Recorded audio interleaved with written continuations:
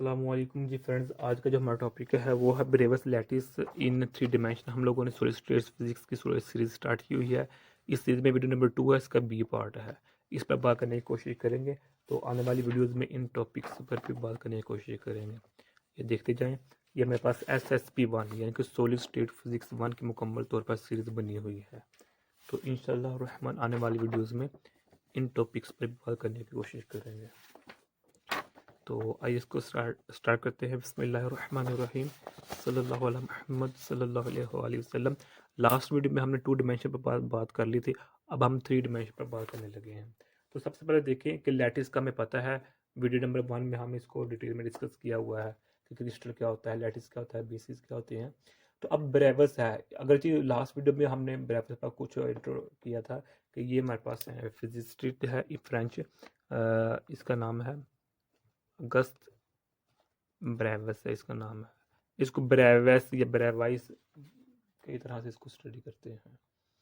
Okay, तो यानी कि जो क्रिस्टल है, क्रिस्टल को रिप्रेजेंट करने के कई तरीके हैं, लेकिन उन तरीकों में से जो बेहतर और जो बेस्ट तरीका है वो ब्रेवस मेथड है। ओके, इसने ये कहा था कि हम जो है ना 3 डिमेंशनल जो क्रिस्टल होता है 3 डिमेंशनल, उसको हम 14 तरीकों से 14 वे से रिप्रेजेंट कर सकते हैं।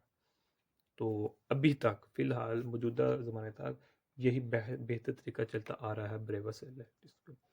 ओके, अब हम चूंकि 3 डिमेंशन की बात करने लगे हैं, तो इसमें जो मेरे पास सबसे पहले आ जाता है क्यूबिक। अच्छा, हम चूंकि जो क्यूटर की बुक है उसको फॉलो कर रहे हैं, तो क्यूटर की बुक में हमारे पास ये है। ओके, तो अब ये मेरे पास ये ना हमारे पास मेन है टेबल। तो सबसे पहले हम बात करते हैं क्यूबिक की। तो क्यूबिक में क्या होता है हमारे पास कि जो ए और बी, A B C कह लें या A1 A2 A2 A3 कह लें, ये तीनों एक दूसरे के इक्वल होते हैं। जो एंगल होते हैं अल्फा बीटा और गैमा, ये भी 90 के एंगल पर होते हैं। ओके, तो अब जो क्यूबिक होता है, अब क्यूबिक की भी आगे 3 टाइप्स हैं। एक सिंपल क्यूबिक होता है, एक BCC क्यूबिक होता है यानी कि body centred cubic unit cell होता है, एक FCC होता है यानी कि फेस सेंटर्ड क्यूबिक होता है। यानी कि ये देखें ना, जब हम नेक्स्ट वीडियो में जाएंगे ना, जब सेकंड चैप्टर स्टार्ट करेंगे, तो उसमें हम FCC BCC इसको डिटेल में डिस्कस करने की कोशिश करेंगे। ओके, तो आप पहले एक पिक्चर देख लें क्यूबिक की।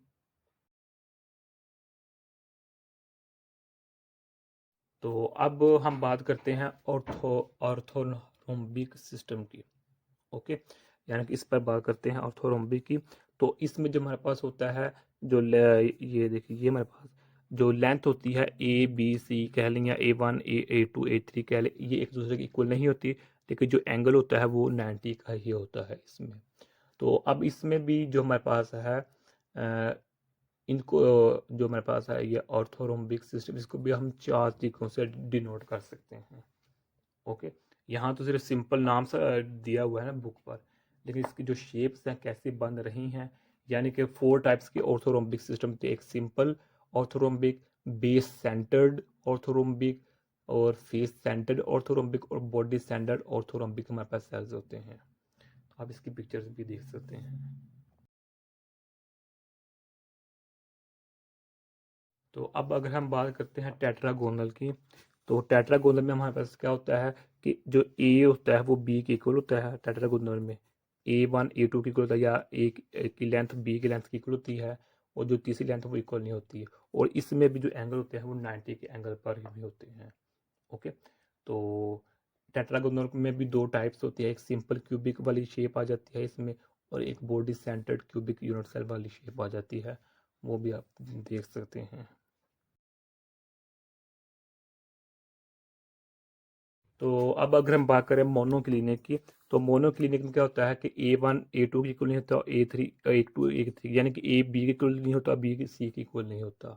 और इसमें जो हमारे पास बीटा और जो इसमें बीटा ये ना सेकंड है, तो ये मेरे पास है मोनोक्लिनिक। ओके, तो इसमें जो हमारे पास होता है अल्फा और गैमा 90 एंगल का होता है, बीटा 90 एंगल का नहीं होता। या फिर हम ये कह सकते हैं कि जो बीटा और गैमा 90 एंगल का होता है, जो अल्फा होता है वो 90 एंगल का नहीं हो सकता किसी भी तरीके से, यानी कि इसमें जो एक एंगल होगा वो 90 एंगल का नहीं होगा। ओके, जो तीनों लेंथ होंगी वो भी एक दूसरे के इक्वल नहीं होगी। इसमें भी दो टाइप्स हैं, एक सिंपल है और एक सेंटर्ड है, तो वो भी आप देख सकते हैं।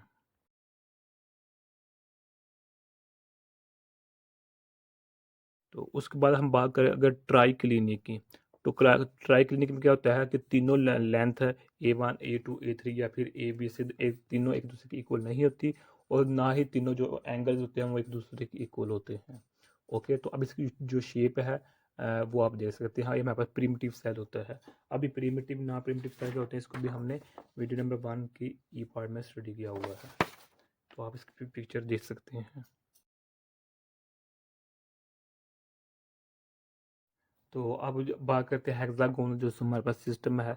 तो हेक्सागोनल में हमारे पास क्या होता है, जो ए बी की लेंथ इक्वल होती है लेकिन सी की लेंथ इक्वल नहीं होती इसमें। ओके, जो एंगल होता है वो अल्फ़ा और बीटा 90 एंगल होता है, जो गैमा होता है वो 120 का एंगल होता है। तो इसकी भी आप शेप देख सकते हैं। तो अब हमारे पास आ जाता है रोम्बोहेड्रल कह लिए, ट्राइगोनल कह लें, एक ही बात है। इनमें तीनों जो साइड होती हैं वो इक्वल होती हैं, और जो अल्फ़ा बीटा और जो गैमा होते हैं इनका जो एंगल होता है, जो अल्फ़ा बीटा और गैमा इन तीनों का एंगल 90 के इक्वल नहीं होता। ओके, अल्फ़ा बीटा गैमा का एंगल 90 के इक्वल नहीं होता, इस तरह कह लें। या फिर ये कह लें अल्फ़ा बीटा जो गैमा का एंगल होता है वो 180 से स्मॉल होता है, लेकिन 120 से स्मॉल होता है लेकिन 90 के इक्वल नहीं होता, इस तरह कह लें। एक ही बात, आप इसकी भी आप पिक्चर देख सकते हैं।